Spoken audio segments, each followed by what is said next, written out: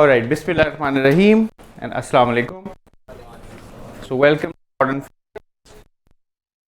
My name is Muhammad Sabi Anwar. I'm going to take you through one of the most fascinating aspects of physics, which is called quantum physics or mechanics. And side by side with mechanics, we're also to look at the concepts of energy and entropy, and also look into the very fascinating area of special relativity. Now, quantum physics is a very counterintuitive subject. So far, in the 12 years of your education, you are familiar with a worldview.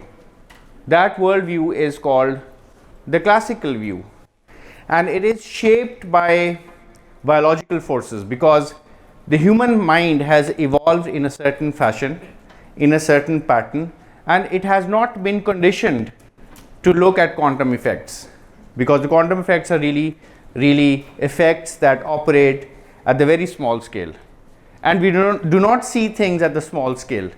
We see macroscopic objects, we see insects, animals, human beings, planets, stars, macroscopic objects, bulky objects.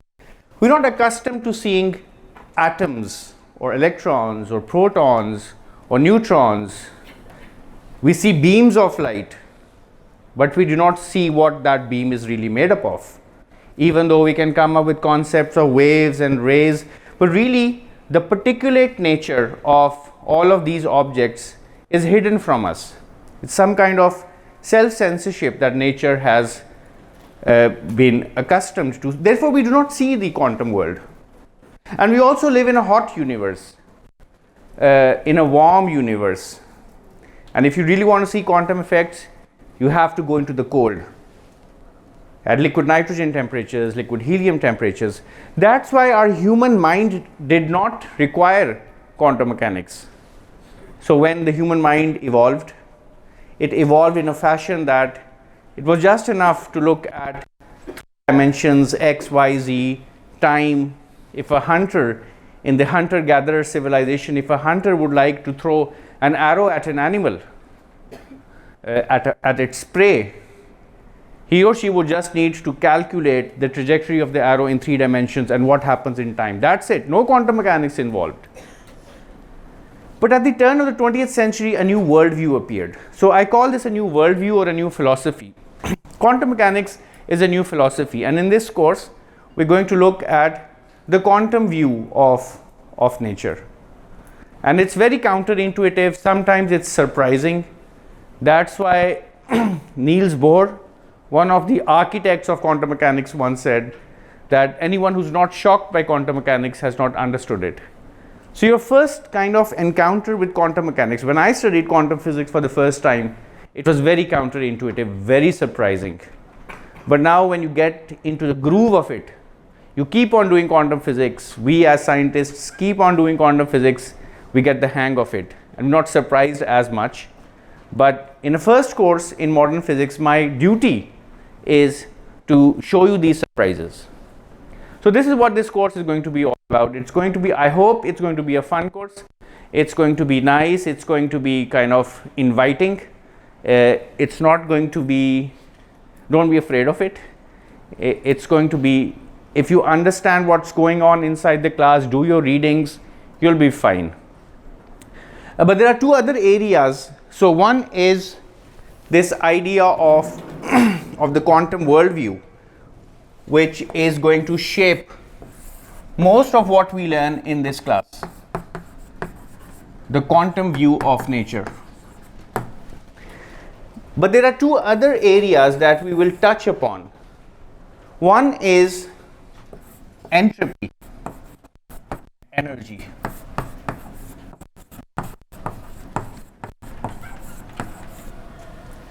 And this is also linked up with the idea of thermodynamics.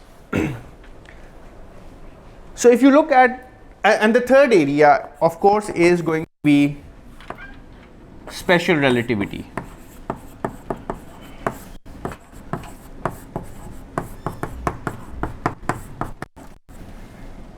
So if you look at the universe, the power of physics is such that there are very few principles, very few paradigms that explain everything that you see in the universe.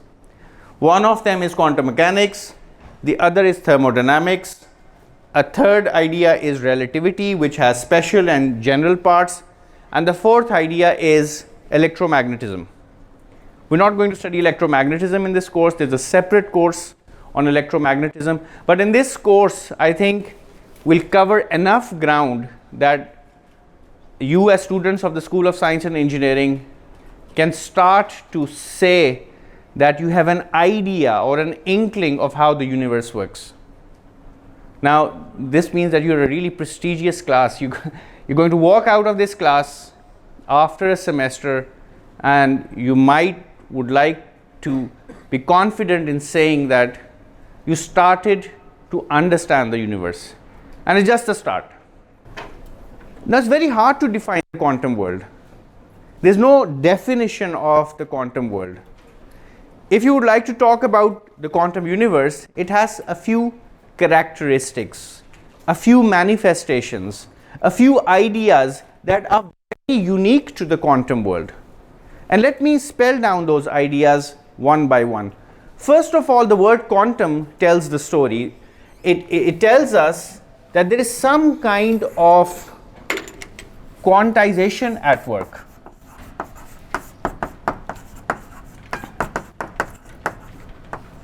Now what does quantization mean? What do you get from this English word quantization? Yes, please.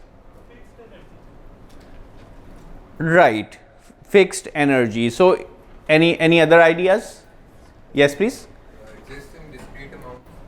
Right. So something that exists in discrete amounts. For example, if I were to take this chair here and I'm standing on the floor, I have some fixed energy. If I were to stand on this chair, I will have some other fixed discrete amount of energy that really depends upon my mass and the height of the chair. And I cannot have an energy in between. I can stand on the table, I can hang from the ceiling. In all these cases, my energy is going to be discrete. It's going to be quantized. However, if I were to jump down from the chair, during my descent, my energy is going to take up all possible values between mgh and 0. So that's an example of an analog or a continuous energy. But quantum mechanics really deals with systems in which energies, momentums are quantized. So something is discrete here. So this is one hallmark of quantum systems. So far so good, and we'll look at examples of quantization. The second big idea in quantum mechanics is very strange. It's confounding, it's kind of extremely flabbergasting, and that is the idea of superposition.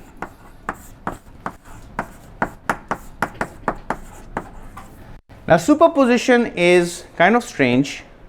It really means that if I was standing at one place, then it's just a kind of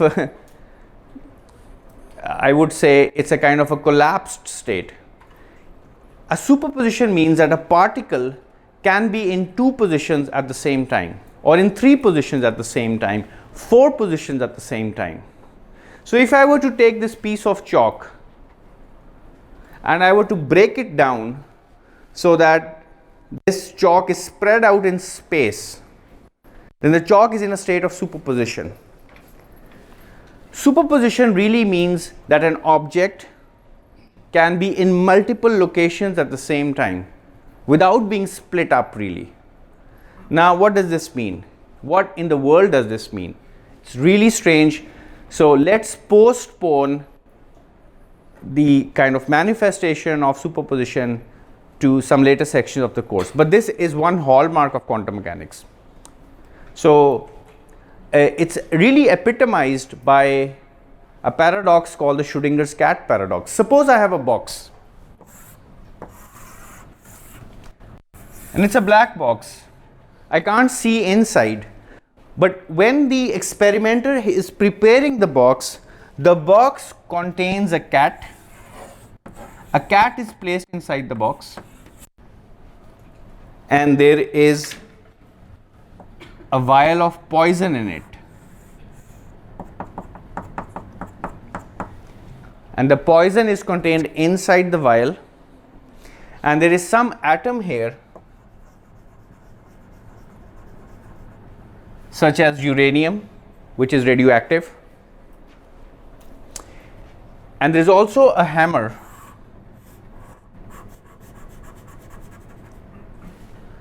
And the mechanism is such that when the atom decays, this hammer is triggered, it falls down upon the vial, it breaks the vial, the poison spreads out inside the box, and as the cat feels the poison, she dies.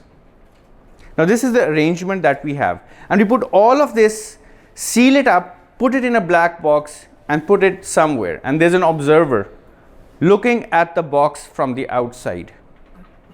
Now radioactivity, as you would all know, is a random event. It can happen anytime. An atom can decay anytime. You cannot predict for sure when the atom is going to decay. So there's some probability associated with the decay. As you know, every atom has a half-life. So at some point in time, the atom is going to decay. Now if I were to ask you the question whether the cat is alive or dead, what would your answer be? Could be anything. The cat could be alive, the cat could be dead. So quantum mechanics tells us that the cat is alive and dead at the same time. This is what a superposition means. Once you open up the box, you pry open the box, an observer would see the cat either being alive or being dead. But prior to opening the box, quantum mechanics predicts that the cat is in a superposition state. It's both alive and dead at the same time. Now you might like to counter argue, how is this possible? Because when I opened the box, the cat were alive or the cat were dead. Now there are experiments that actually reveal that the cat must be in a superposition state, and I'm going to show you several examples of this kind. So quantum mechanics really tells us that the cat is in a superposition state. It's both alive and dead at the same time. The act of opening up the box is called a measurement, and that collapses the superposition. I'm going to talk more about this. By the way, in quantum mechanics, being alive is one state of the cat, and being dead is another state of the cat. So this is the first time I'm using this word state. It's a quantum state, and it's customary in quantum physics to put these states of being alive, for example, in a special symbol, and that symbol comprises a vertical line and a greater than sign. So this represents a state. This symbol, by the way, you put something inside this, is called a ket. Ket, not a cat, but a ket. So this is one possible state. The other possible state is dead. So the cat really is in a superposition of two cats, of being alive and being dead. This is what the idea of superposition is. And we're going to come up with several examples so that this idea is really brought home. It's not a figment of our imagination. It's not something magical which I'm just proposing out of magic. This really happens. This is really the only way in which you can describe the universe. So the second big idea is superposition. You had a question somewhere? Yes. So you're saying that the cat is alive and dead, but isn't that an assumption? It's just that we don't know what's going on inside the box, but there's one certain state inside the box that is happening. No, experiments disprove this. And I'm going to show you those experiments. All right? Yes, please. Also, sir, you mentioned that we don't know the cat is alive or dead inside the box until unless we open the box and we look. We know that it's in a superposition. Yeah. So can we say that the object will be in superposition until an external force can be applied to that particular object? Until it's measured. Measure. So this brings me to the third idea of measurement.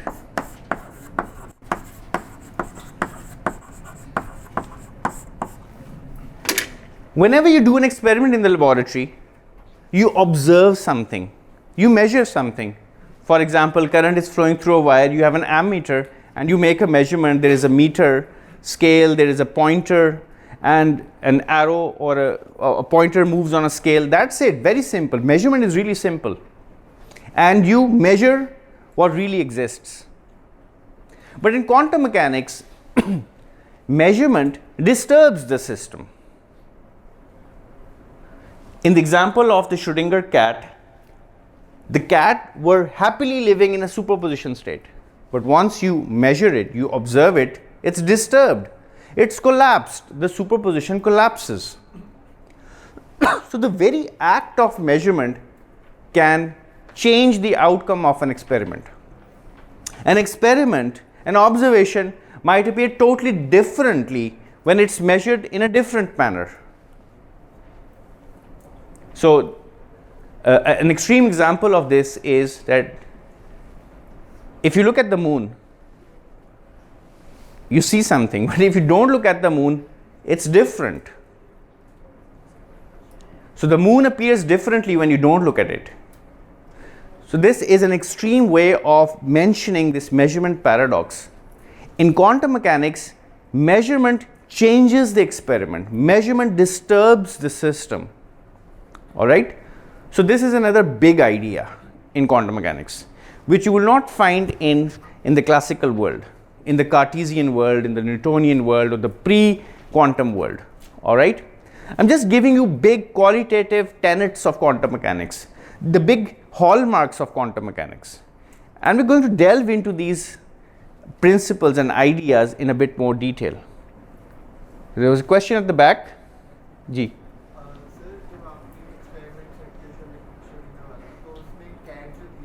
ऊंची बोलो.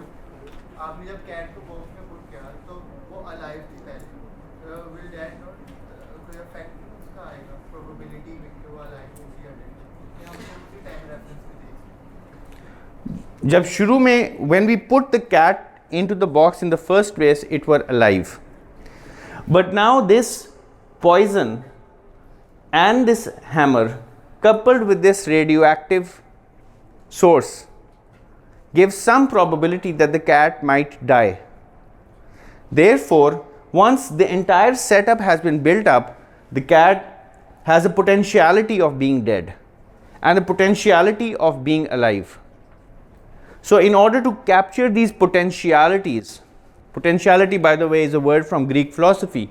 In order to capture these potentialities of being alive or being dead, we put the cat in a superposition state. This is, all of it is the quantum state of the cat.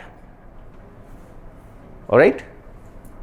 Yes, please. If the universe is perception or measurement dependent, then would you say that there is no tangible reality? Well, that's coming to the philosophy of quantum mechanics. The reality of reality is kind of, it changes its meaning in the quantum world. For example, objects do not have a fixed reality. They do not have objective properties. For example, if I look at this control, it's black in color.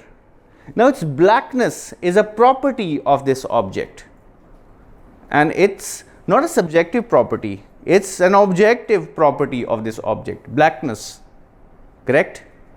Its shape is objective, no matter who looks at it.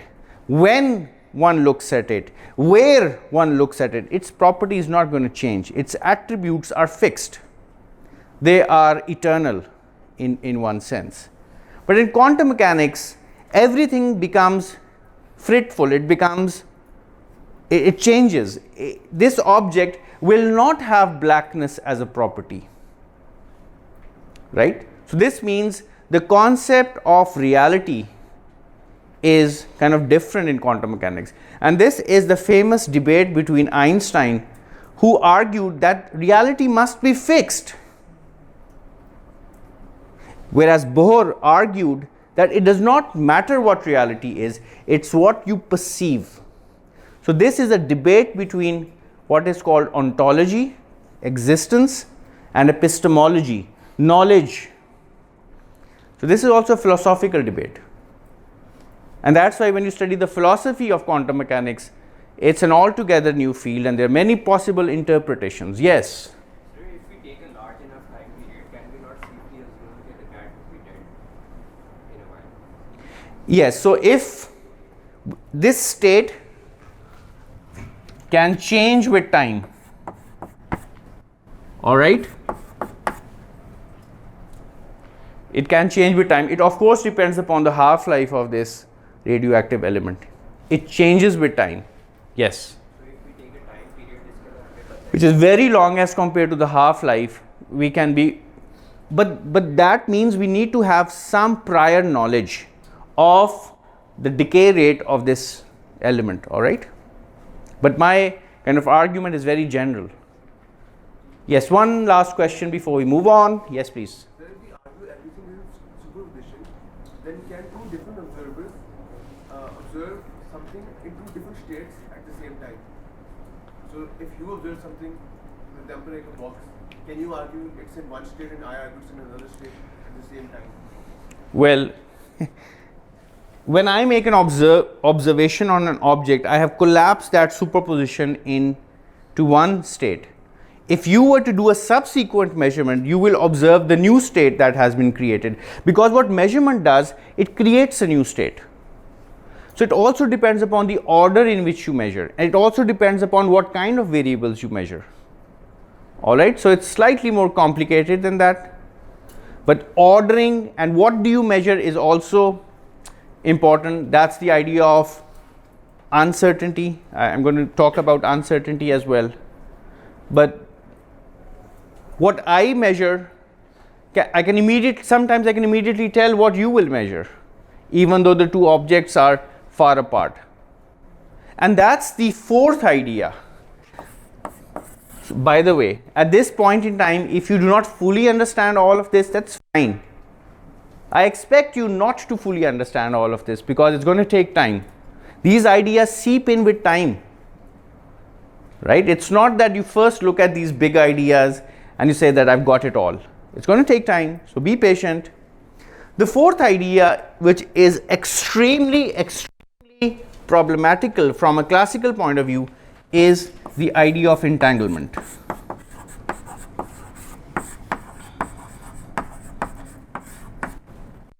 By the way, there was a question about you asked whether an observer would see the same thing differently. Well, at this point, I think I would like to confuse you a bit further. There's one interpretation of quantum mechanics which is called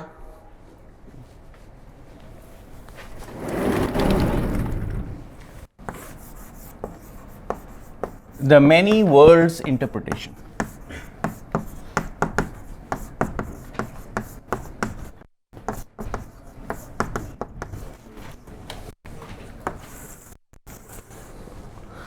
Now, what is the many worlds interpretation? The many worlds interpretation really is one school of thought in quantum mechanics. And the school of what's your name? Yes. Rahim. So if Rahim observes an object, let's move on to the Schrodinger cat.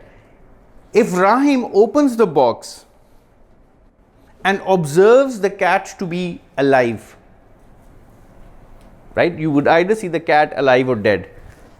And you're a non-quantum observer. You're a classical being, right? You have big eyes, you have kind of big brain, you big sense of perception, and you would see this quantum world collapse. This superposition has collapsed, and in your world the cat is alive. The quantum mechanics says, one school of thought says, which is called the many worlds interpretation, that another universe has been created, and in that universe there's another observer, which it's a parallel universe, and it's an altered Rahim, it's another Rahim being born in that universe, and that altered Rahim is observing the cat to be in the orthogonal state, in the dead state. So there are two worldviews. One is that a superposition is simply collapsed. This worldview is called the Copenhagen interpretation. Copenhagen or the collapse interpretation.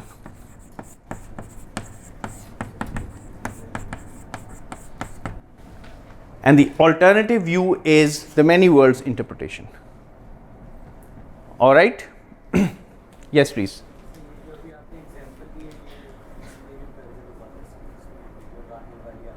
All right. So, what I mean to say is that when an observation is made, this superposition has collapsed into either of these states. I call these orthogonal states because in our general worldview, alive, something that is alive cannot be dead. Something that is dead cannot be alive. They are mutually exclusive. So they are orthogonal states. So Rahim observes the cat to be alive. But where does this part go in the quantum state? This part cannot just fizzle out and disappear into oblivion.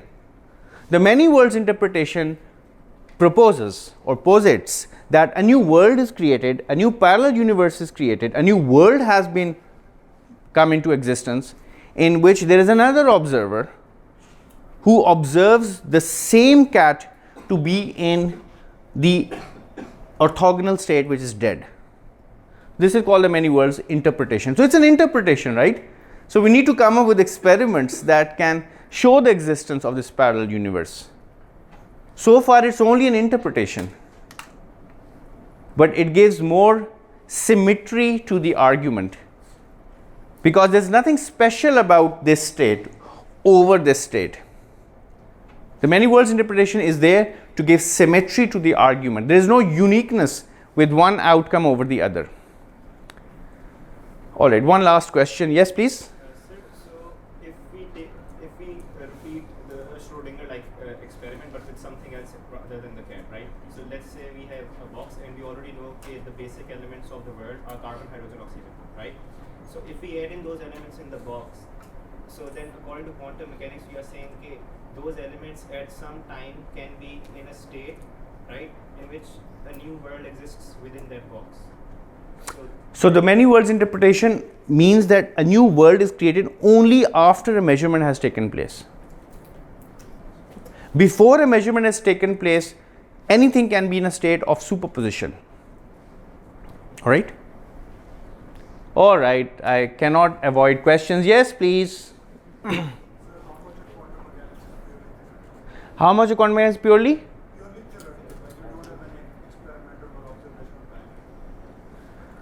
Quantum mechanics is not theoretical. Quantum mechanics is experimental. I am an experimental quantum physicist. There are thousands of experimental quantum physicists. How does a laser work? Quantum physics. How does MRI, magnetic resonance imaging work? Quantum physics. How do birds navigate their trajectories from Siberia to the lakes of Sindh? Quantum physics. How does photosynthesis work? Quantum physics. How do stars emit light only in particular wavelengths? Quantum physics. It's all quantum physics. How do superconductors work? Quantum physics. How do single electron transistors work? Quantum physics. Quantum tunneling describes natural radioactivity. It's all quantum physics. Quantum physics is an experimental science. Nothing of this is out of imagination. Only the interpretations, that's why we have this word here, interpretation. As scientists are not just operational beings. They do not just make things work, they also want to satisfy their curiosities. They want to be satiated and they want to be satisfied and content with what they observe.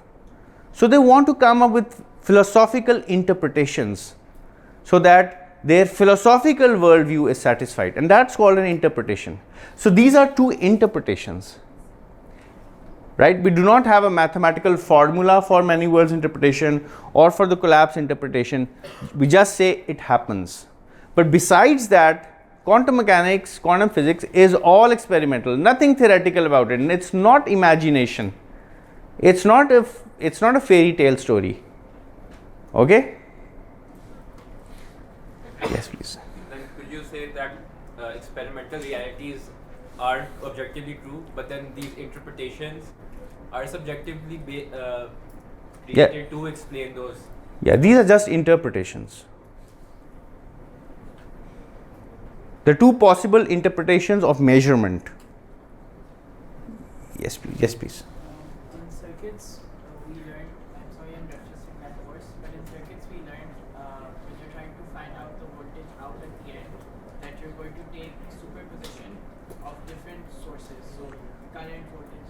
Do I understand it to be the same here, or is that a different one? No, in circuits, in your circuits course, probably you have examples of this kind. You have some kind of current source and you have two branches, say like this, right? Some I here. No, over there I'm referring to when you have multiple voltage or current sources, and you have to find out the voltage across the resistance. So you use superposition and find out individual voltages and then add them at the end. All right, okay.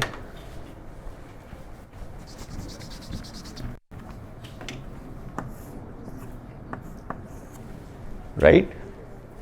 So let's look at this example, say some V. So what you would normally do is you would break this up into two parts. One part would have this shorted, the other part would have this open, and then you would add the two. So that's also called superposition, but it's very different from this idea. All right. Now in this case, superposition would mean that the current is flowing in one direction and the other direction at the same time. So it's more fundamental here. It's not this, it's the same English word, but it's fundamentally different. So this superposition is really a manifestation of linearity.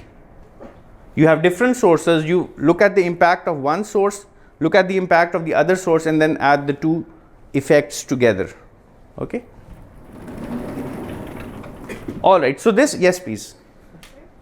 Quantum physics is like basically. Can you speak up a bit please, so that everyone can Physics is basically based on multiple states, right? So if we like reduce the number of states, so if one state of the big quantum physics they exist already. then it becomes a classical world. So the beauty of quantum mechanics is that we have this idea of superposition, measurement is related to superposition, and then this is a strong version of superposition. This is called entanglement. Now I will explain entanglement in detail and we'll have a full lecture on entanglement, but let me give you a very basic idea. Suppose I have two coins, fair coins. Each coin has a head and a tail, and there are two identical coins and both of them are fair. Now if I just keep one coin in my pocket and the other coin I toss, I would get either a head or a tail.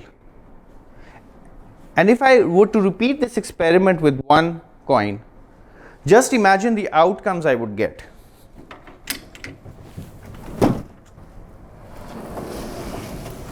So let's write down the possible outcomes. I'm just doing a thought experiment here. The possible outcomes would be head, tail, tail, head, head, head, tail, head.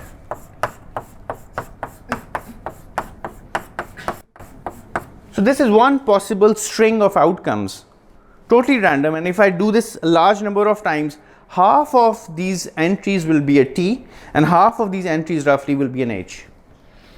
This is a single coin. Now if I were to give the second coin to Rahim and I would send him to some other part of the planet Earth,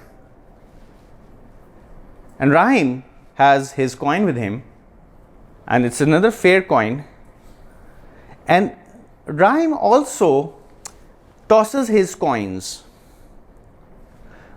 he's going to get a string of outcomes, totally random, because the two coins are identical, and his outcomes would be something, say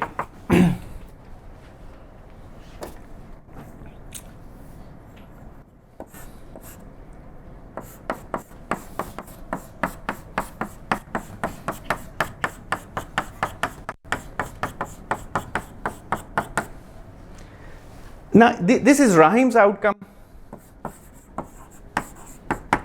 and this is Sabi's outcome. Now Sabi observes his string of outcomes, it's totally random. This outcome does not have any order to it.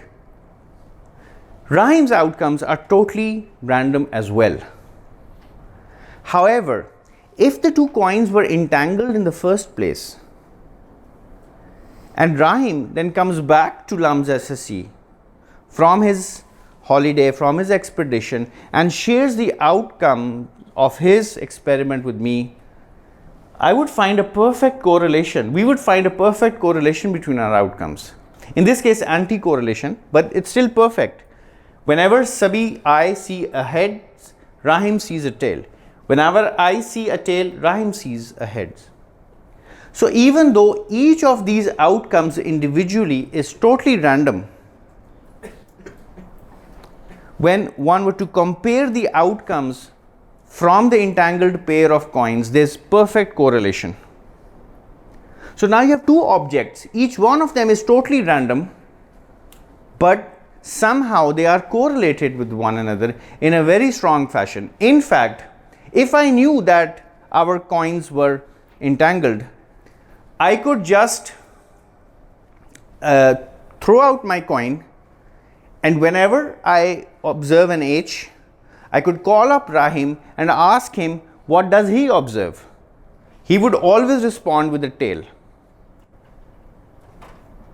Now it's possible that I had observed a tails. So if I were to observe a tail and I would not tell my outcome to Rahim, I could call up Rahim and inform him and ask him to verify whether he got a heads or not. And he would verify this. He would confirm that he got a heads. So my own outcome is totally random. I could get either a head or a tail, but when I verify the outcomes with Rahim and he independently does his experiment, there's perfect correlation. This is the idea of quantum entanglement. It's true, it's real. The 2022 Nobel Prize was given for this. We do it in our laboratory here upstairs on the first floor. It's a real concept. It happens. Question at the front. एक पहले किसने आप पूछो? How do we ensure that two objects are quantumly entangled? Is it like, do we ensure that state, or does it also happen like naturally? So sometimes entanglement can be produced naturally.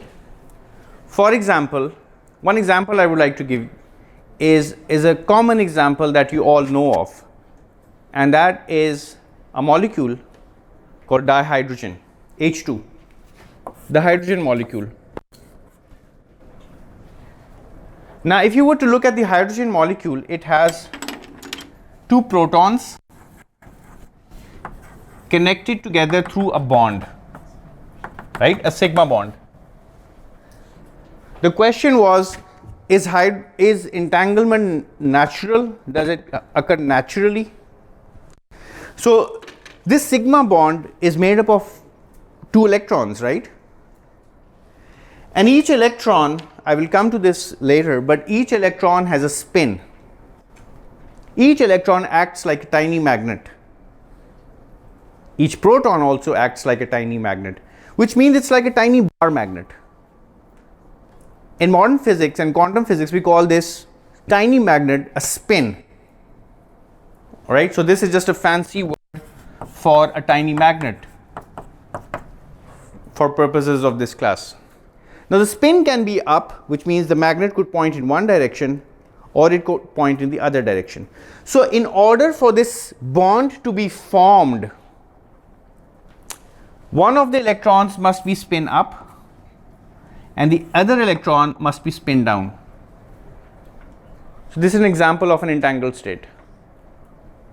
A very rudimentary example, so it's slightly more complicated to this because you need to have a superposition, but one rough idea of how entanglement can exist in nature. So this is the entanglement between electron spins in a hydrogen molecule. Another example that we employ in our laboratory is the following. I have a crystal of a particular material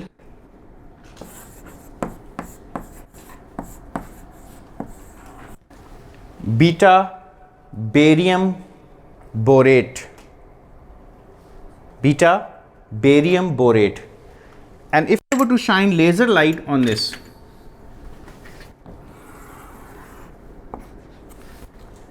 I would get two beams at the output, and those beams will carry photons whose states will be entangled with one another. So there are ways to generate entangled states. Some entangled states exist naturally. Whenever you have chemical bonding, electrons spins pair up in a fashion that they get entangled. They exist in the singlet state if that's the lower energy state. So it can exist naturally and you can create entangled states artificially as well. But you need to make some effort in creating them, right? Yes, please. Can we entangle the 2 points we talked about? So if those coins were really quantum, you could entangle them. So the coins are big, macroscopic objects. So one of the Guinness World Records is to make bigger objects quantum, make them entangled with one another, entangle bacteria with one another, entangle small nano rotors with one another, small nano cantilevers with one another. So that's one of the holy grails of modern physics, is to entangle or evoke quantum properties in bigger and macroscopic objects. So it's easier to do this for electrons and protons and neutrons, smaller objects. It's harder to do this for bigger objects because, as I've told you, the quantum world is the world of the small generally. Yes, please. So why does entanglement occur in the first place? Why do you exist? Why is there a superposition? Why is quantum mechanics true? So these are really teleological questions. Why does this happen? We don't know. Yes, please. So if entanglement only exists in the quantum world, does superposition exist in the classical world, or does it exist in the quantum world as well? So the world is one. Just imagine there is no two worlds. The world is just one. There's just one universe, one world that we're looking at. It's the scale that is different. When we look at it from the classical scale, some properties do not manifest themselves. Some properties do not become evident. But when we go to a finer scale, when we look at the finer print, does the quantum property reveal itself? That's what I mean by the quantum world. It's just one world. But Newton, you cannot discount Isaac Newton. Isaac Newton describes how the universe works, what are Kepler's laws, how do planets move, how do stars move, how do automobiles move, how do you climb a mountain. Newtonian mechanics describes all of this perfectly well because it's that scale. At that scale, Newtonian mechanics works. But at the scale of the small, at the scale of the ultra cold, you better get into the quantum understanding of the universe. Yes, please.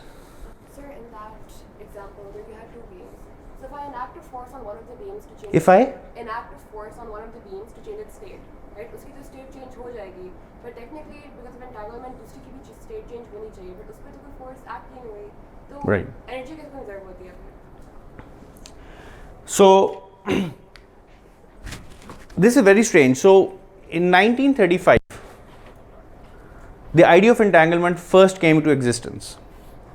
It was proposed by three scientists, E, P, and R. Einstein,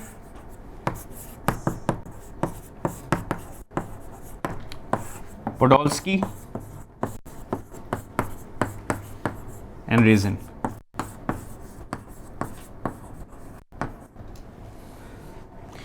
Now, they proposed this idea of entanglement, but they did not believe it.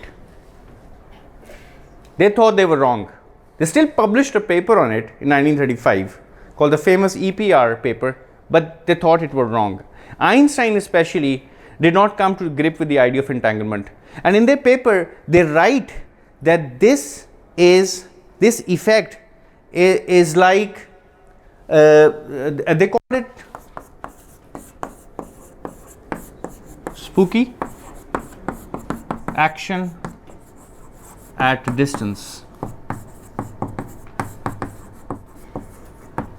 So it's very spooky. It's kind of magical.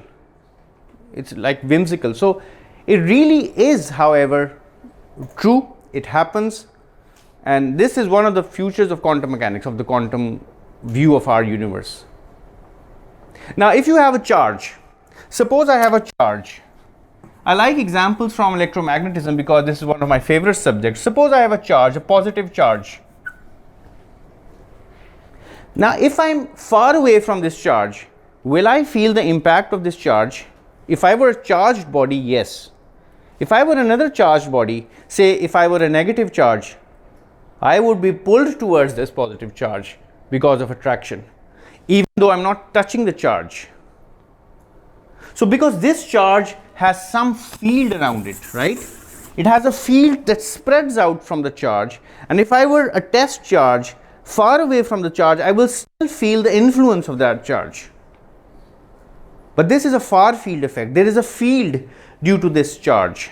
But entanglement is a totally different concept. It's not a field. It's entanglement. It's entangled because it's entangled, really. I cannot have a better explanation than that, right? And it works.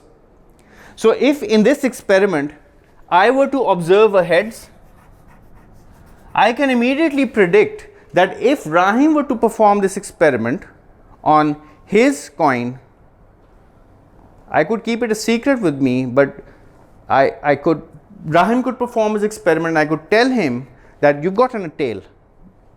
Is that correct? Rahim would respond, yes. It's always going to happen that way. And that's because the two coins are entangled with one another. Yes, please. Sir, you said immediately. How immediate is it? It's faster than the speed of light, even though there is no luminal communication. There is no communication between the object. It's instantaneous. Yes, please. Yes, so does the concept of superposition apply to entangled pairs then? Right. Right, it does apply. Yes. We're going to look at examples. So we have to build some mathematics, some mathematical structure to answer your question. But yes, entangled states are really superposition states. Yes, please. So you just told us that the information between two entangled particles is instantaneous. So do we not consider it in terms of speed at all, considering we have the C restraint? Well, the impact would be instantaneous, but in order to correlate and corroborate whether the results are in perfect correlation, you do have to transfer information. And the limit to that is the speed of light. You cannot do that faster than the speed of light. So special relativity is always conserved. Energy, by the way, is always conserved in these processes. In this example, if this, you might know that light has energy in it, HF, correct? Where F is the frequency of light.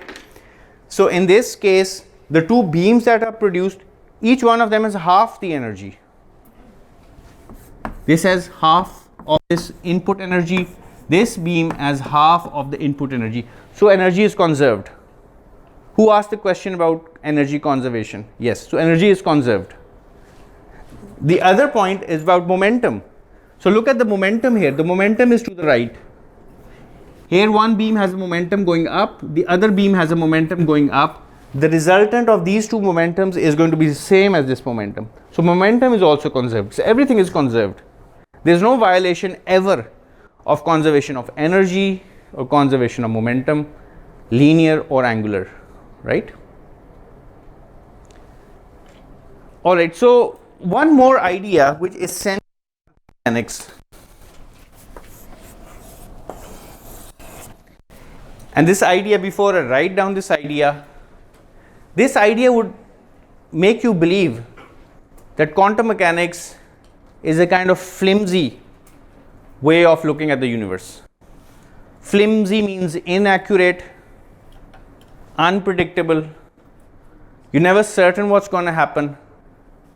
And this is this idea of uncertainty.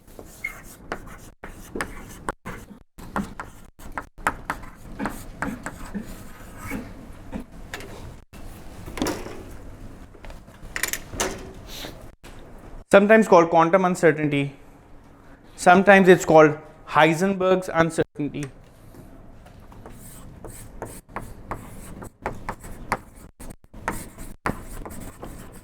People who are sitting at the back, can you see the bottom line? All right. So this idea of uncertainty is crucial to an understanding of quantum physics. Uncertainty means there are different ways of explaining uncertainty. One idea of uncertainty is classical.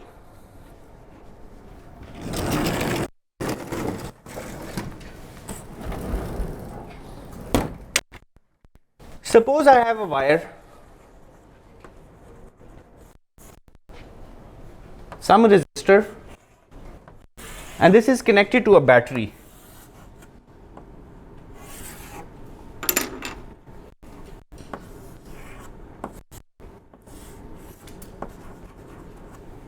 This is some resistor, and a current is going to flow through this if the circuit is closed. So here I put in an ammeter.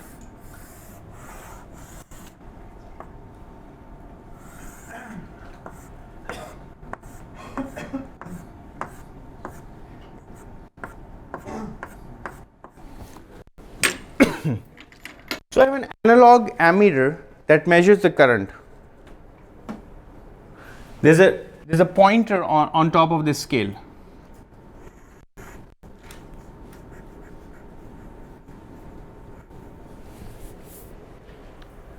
Now if I were to ask you what the current is going to be, so suppose this reading is 3, here I have 4, some units, milliamperes.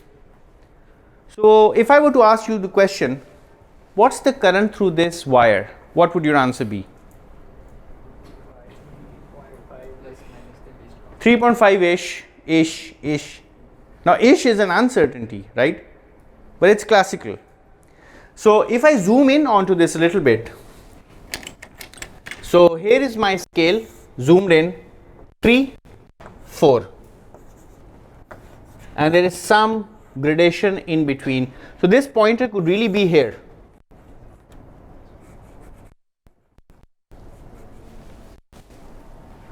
Here I have 3.5, so I will just make a mental judgment of what the current is going to be. But there's always going to be some uncertainty. You might have taken the phys lab. This could be, say, 3.40 plus minus 0.03 milliamps, right? All right. So this is your uncertainty. It's a classical uncertainty, totally classical, nothing to do with quantum mechanics, because in Phys Lab 1 you haven't done any quantum mechanics. This is total classical uncertainty. So what I could do, I could have a scale that has finer gradations.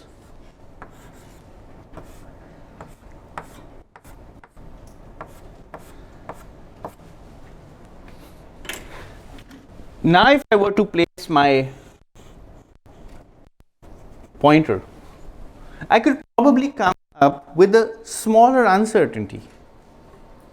right? I could have, say, 3.40 plus minus 0.01 milliamps perhaps, or 0.2 milliamps. So I can keep on improving my instrument. I can keep on going to extreme lengths of removing parallax error. I could convert this into a digital instrument. I could spend more Pakistani rupees and buy a better digital instrument with higher sensitivity, with higher precision, higher accuracy, and keep on reducing my uncertainty. So this is classical uncertainty. You can make your classical uncertainty go to very small amounts. There is no lower limit.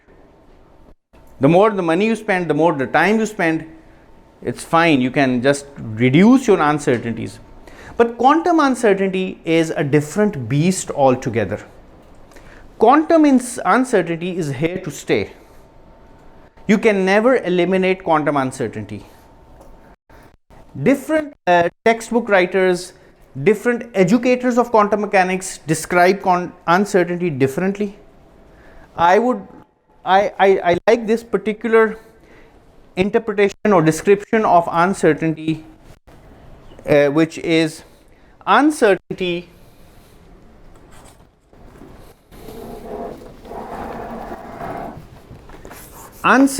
quantum uncertainty is really a realm of possibilities.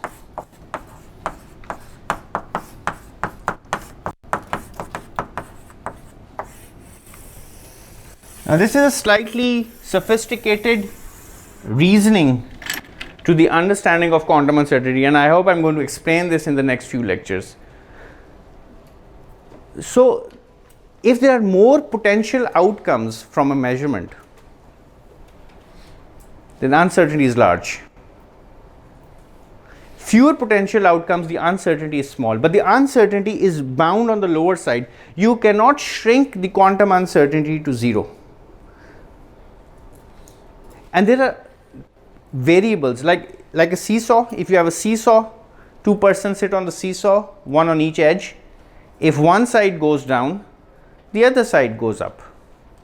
So if you try to reduce the uncertainty in one variable, and if you had another incompatible variable, the uncertainty in that variable goes up. Right? I'll give you more examples of this, but I would just like to motivate you with one formula. I'm not going to explain that formula, but you would have seen this formula in your school, perhaps in your chemistry lessons, and that formula is the uncertainty in position multiplied by the uncertainty in momentum is always greater than or equal to h cut over 2. So this is one way of writing down a formula for uncertainties. If you don't understand this, it's fine. Those who do, well and good. But this really tells us that the uncertainty in position and the uncertainty in momentum are correlated. If you try to reduce this, you try to make your position measurement certain, you increase the realm of possibilities for the momentum, or you increase the uncertainty for the momentum, because the product of these two quantities is bound on the lower side. It has to be bigger than some number. This h bar is called the reduced Planck constant.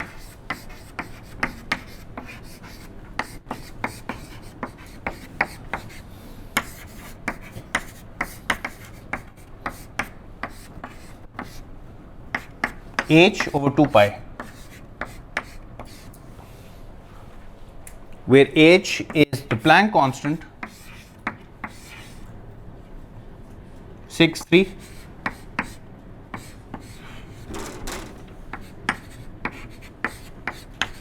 All right, questions?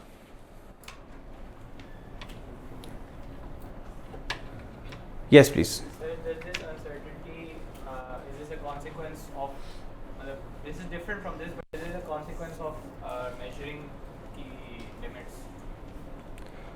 No. It's fundamental. It's a consequence of the nature of the universe. Nature does not fully reveal itself. It has nothing to do with our capability to measure. It has nothing to do with the economics of our measurement apparatus, how expensive it is. You cannot spend more time and eliminate the uncertainty. It's there. Sir, another question. Why does this exist only at the quantum level? मैंने एक example देखा हुआ है इसका which uses a classical example to explain it. For example, अगर आपने एक ball है फेंकी उसकी picture Lee, if you use a high shutter speed, you'll only see the picture of the ball, which means you can see its position, but you can't tell कि वो किस direction जा रही है. अगर आप low shutter speed use करते, you can see its trajectory, but you can't tell कि ball किधर है. So that's a classical example. So why does this exist at quantum level? So it also exists in the classical world. So when you talk about waves, you talk about Fourier transforms and the nature of waves, it's even there in the classical world. So your example of the shutter speed is very apt. So it exists over there in the classical world as well. But we observe it only for smaller objects, because for large objects, uncertainty is smaller than the size of the object. If the object is large and the uncertainty is small, you cannot discern the uncertainty, right? You can discern the uncertainty, which discern means you can measure the uncertainty when the object itself is small. If the object is big, so you have a 1 meter big kind of sphere, and if the uncertainty is 1 microns, you can't tell the uncertainty. But if the object itself is 1 micron and the uncertainty is 1 micron as well, then you can discern or observe the uncertainty. That's why you see it for smaller objects. And that's why you see it with fast moving objects. Yes. Right, please. Microscopic particles के लिए quantum uncertainty मतलब नजर आती है. उस example के अंदर नहीं होगी क्वांटम अनसर्टेनिटी हम बताएंगे. Yes, please.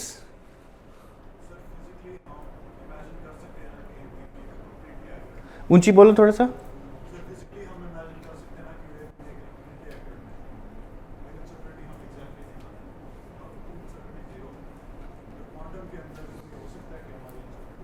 नहीं, वैसे फिजिकली भी नहीं हो सकती. In the real world, I'm an experimentalist. I can never imagine a zero uncertainty. That's outside the scope of possibility, even in the classical world. Now, a little bit about logic.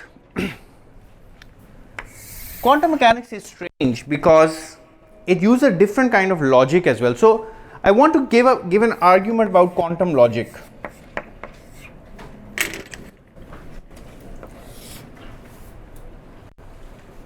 And then I'm going to introduce complex numbers. Suppose I have 2 and I add 3 to it, and I were to take the square of this. Now, mathematical logic says that I can solve this expression very easily. So I could take the first number, square it. I could take the second number, square it, and then I could take kind of product of these two numbers,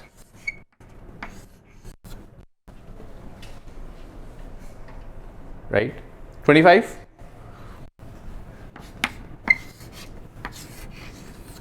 It's 5 squared. This is simple mathematical logic. All right. Now, if I were to do something else, I would take a number 2 plus 3 iota. Now, I'm going to explain what this iota really is.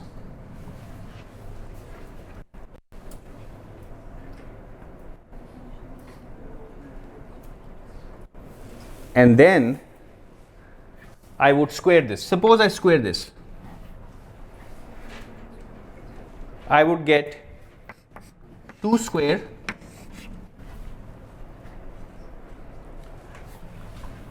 plus 3 iota squared. I use the same kind of argument.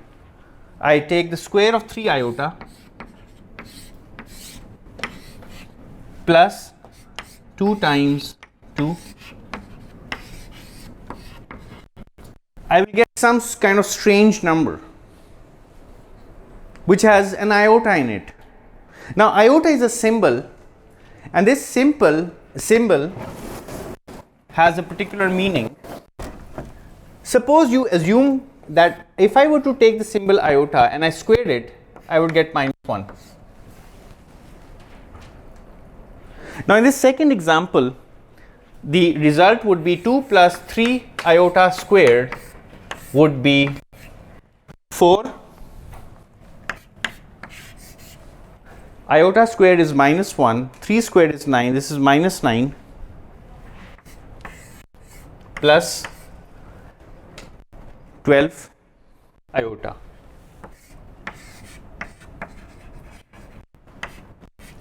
So this is -5 plus 12 iota. Alright, so by inserting an iota with one of the two numbers inside the parenthesis, I get a result which has iota in it, whatever that iota means. You only know the rule that iota squared is -1. Iota is a symbol that tells you if I were to square the symbol, the answer is -1.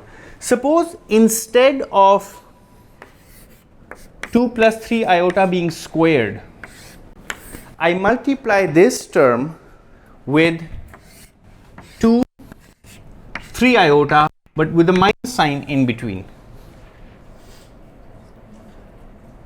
Alright.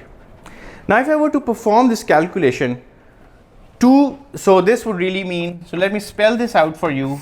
In the very first instance, I use the linearity principle.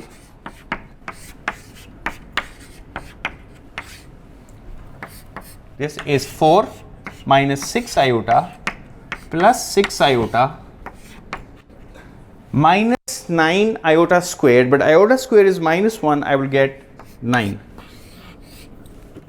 So I could cancel out these two opposite pointing terms and I will be left with 4 plus 9, which is 13. Now I get a number which is devoid of iota, which does not have iota in the final answer. Now this inclusion of iota makes the logic very interesting. Here I am getting a number which is 25, which is a large number, and here I am getting just 4 plus, in this case I am just getting these two terms here. So if I were to expand this, I get 3 terms, right? Number 1, number 2, number 3. In this case I only get 4 plus 9, which are just the first two terms, and this third term is washed away. Now why is this term being washed away? If I were a physicist and not a mathematician, I would say that some kind of destructive interference is taking place. As a physicist, I would say that in this particular example, this is one, say, quantum state, this is another quantum state, and here I'm getting a constructive superposition between two states, between two terms, and that constructive superposition is adding up to give me some number here which is 12. In this particular case, the constructive interference is replaced by destructive interference, and that term is washed away, and it only happens because of the inclusion of this term iota. Now the bread and butter of quantum mechanics are these iotas. Now nature works in a particular fashion, just how I perceive quantum mechanics. Nature works in a particular fashion, and physicists come up with explanations. It's not the task of a physicist to make nature work, right? It's only the task of a physicist to explain how nature works and possibly come up with unlikely scenarios based upon that explanation. and that's called applied science. So in order to explain how nature works, physicists had to introduce this idea of iotas, these complex numbers, into their machinery. By the way, complex numbers were known way before quantum mechanics. So I would just take a small detour for 5 minutes, possibly 10 minutes, and explain to you a little bit about these complex numbers, because I understand that some students might not be very familiar with the idea. All right, and then we can close this class. Any questions up till this point? Yes, please.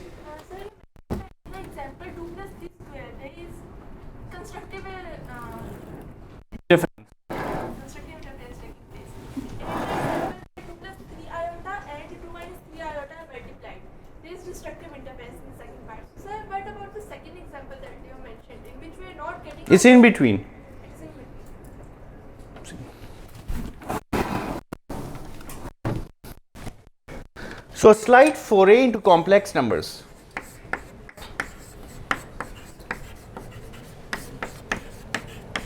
And before I progress, can I have a show of hands of students who already know about complex numbers? Most of them. That's good, fine. So I won't spend much time on this. So the idea of complex numbers is best observed geometrically or in a diagram. So complex number, general form A plus iota B, is really a pair of two numbers. It has two numbers in it. It's like a bundle of two numbers. It's not one number, it's a bundle of two numbers.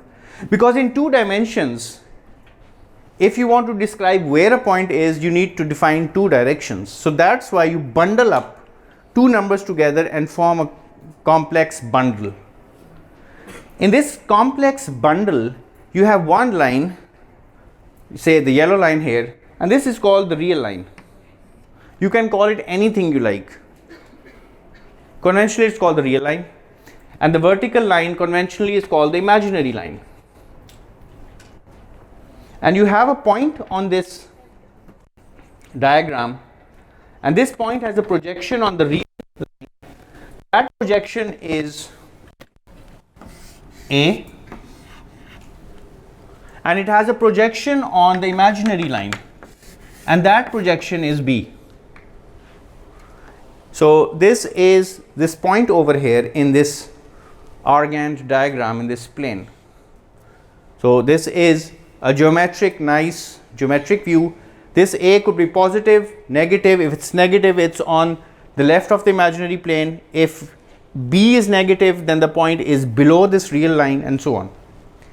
So this pink point can be represented by a complex number in this fashion.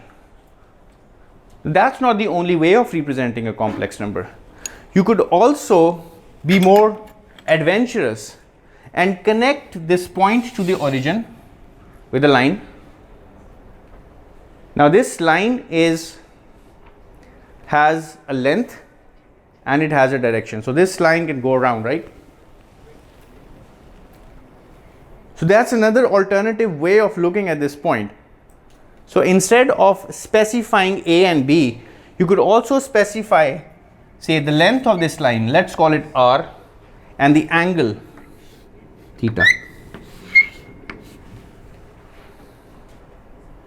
And the same point could be represented by R, the length, and then you have this symbol E, iota, theta, and these two are equivalent representations. So we have 3 representations. We have a kind of geometric representation, graphical representation, we have a rectilinear representation, and we have kind of polar representation.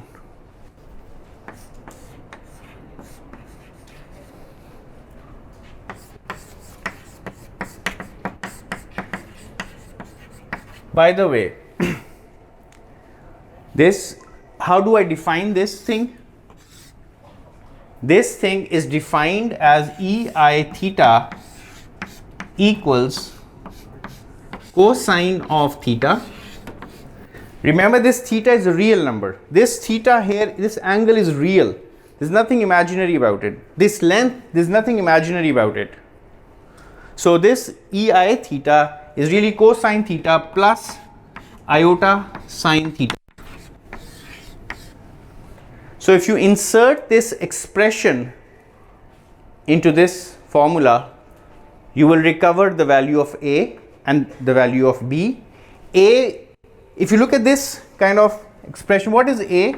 Is really R cosine theta.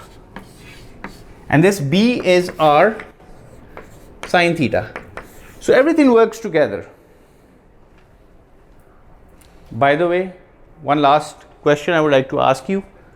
So you have to be really kind of familiar with this notion of complex numbers.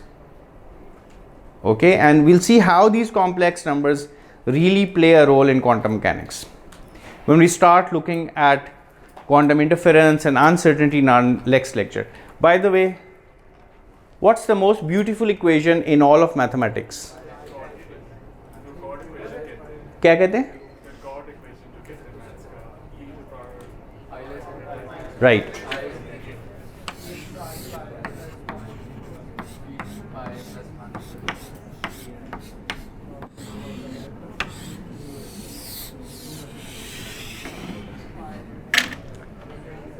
All right, so I would like to stop here. Any questions before we part ways today? Inshallah, see you on Thursday.